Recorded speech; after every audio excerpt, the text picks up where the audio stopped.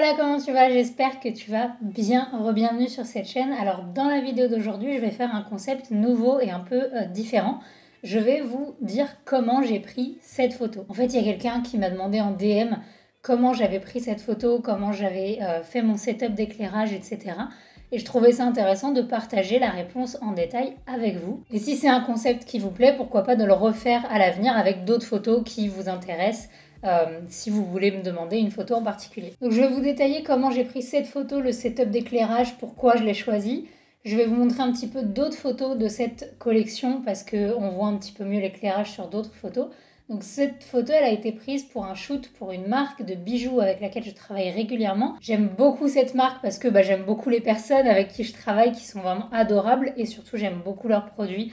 Je trouve que les bijoux sont fins, sont beaux, sont de bonne qualité. Donc si c'est quelque chose qui vous intéresse, je vous invite à regarder un petit peu leur site. Et donc voici d'autres photos de ce même shoot pour qu'on voit un petit peu mieux l'éclairage. Quand vous avez la curiosité de savoir comment une photo a été prise, c'est toujours intéressant de voir d'autres photos de ce même shoot et d'essayer d'analyser un petit peu comment fonctionne l'éclairage sur la modèle. Notamment quand on voit un petit peu les yeux comme ça, où on peut peut-être commencer à analyser quel éclairage a pu être utilisé.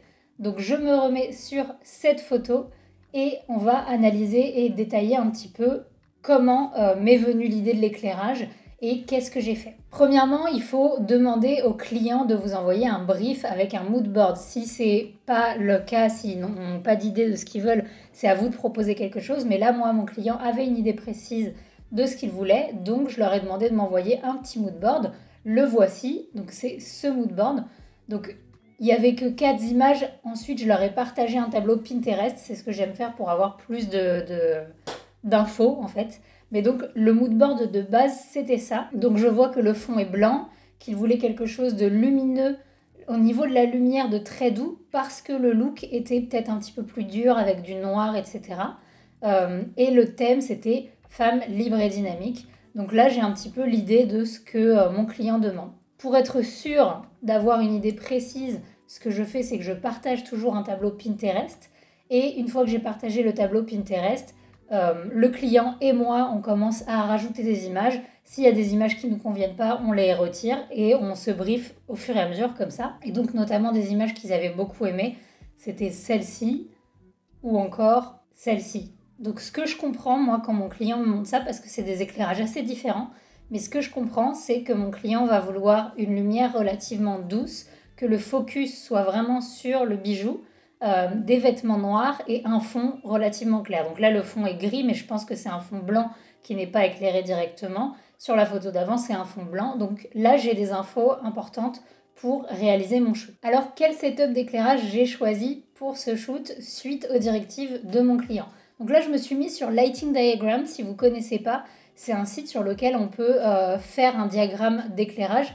Ça ne vous permet pas de voir le rendu en temps réel. Ça me permet juste de vous montrer là comment j'ai fait mon setup. Et des fois, ça permet de tester et de montrer au client comment on va shooter. Si le client s'y connaît un peu en photo, ça peut être intéressant. Donc, je ne vais pas revenir sur les bases de la photo de studio. On le fera peut-être dans une autre vidéo. Je vais vraiment juste vous dire clairement le setup que j'ai utilisé.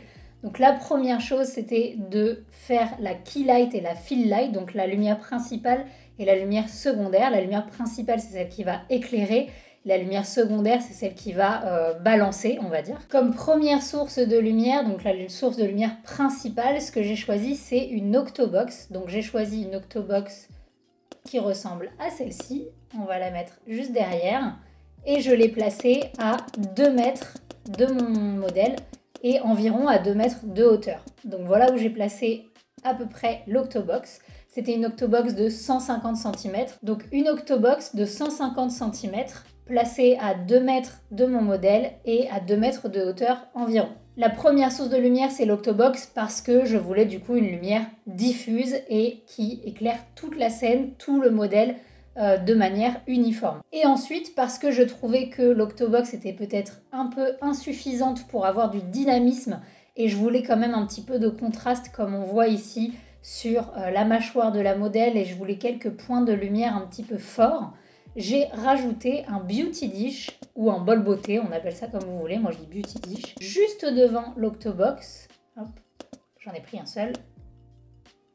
juste devant l'Octobox, comme ceci, que j'ai mis un tout petit peu plus bas, évidemment, pour qu'on puisse voir quand même la lumière de l'Octobox, donc environ à 1,5-1,8 mètres de hauteur, toujours à 2 mètres de la modèle, juste devant l'Octobox. Ce Beauty Dish, je le mets un tout petit peu moins puissant que l'Octobox, c'est juste pour rapporter encore plus une touche de lumière. J'aime beaucoup aussi les reflets que ça donne dans les cheveux et dans les yeux, donc j'aime bien utiliser le Bulb Beauté en complément quand je trouve que la lumière est un petit peu trop douce. Une fois que ma Key Light, donc la lumière principale, est installée, je vais venir faire la Fill Light, donc les lumières de rebond qui vont essayer d'adoucir ou d'assombrir certaines zones.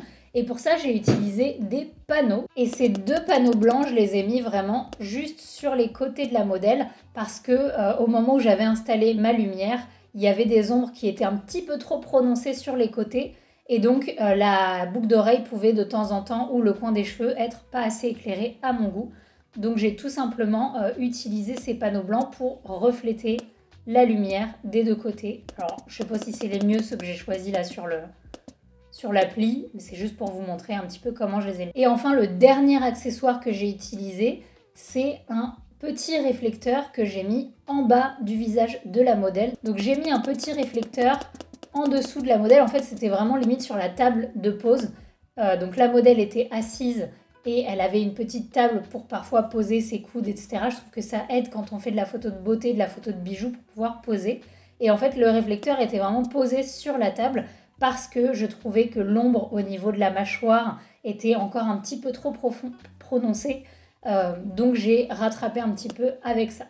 Et donc voilà le setup d'éclairage final que j'ai utilisé pour cette photo et pour tout le shoot. Malheureusement, j'avais pas shooté énormément de backstage, mais j'ai retrouvé juste ces 2 petites vidéos dans lesquelles on peut voir un petit peu le setup d'éclairage. Donc on voit bien les 2 panneaux. Parfois on voit que j'avais mis le réflecteur sous le visage, parfois non, ça dépendait des poses. Et on voit bien du coup derrière moi la Beauty Dish et l'Octobox. Pour ce qui est des réglages de mon appareil photo, voici les métadonnées. Donc c'est les réglages standards que je fais pour de la photo de studio et que je modifie juste légèrement selon mon éclairage, mais c'est à peu près tout le temps les mêmes en studio. Voilà, j'espère que cette vidéo vous a plu. Si vous avez envie que je vous fasse d'autres vidéos dans ce style, n'hésitez pas à le mettre en commentaire. Et moi, comme d'habitude, je vous fais des bisous. Ciao!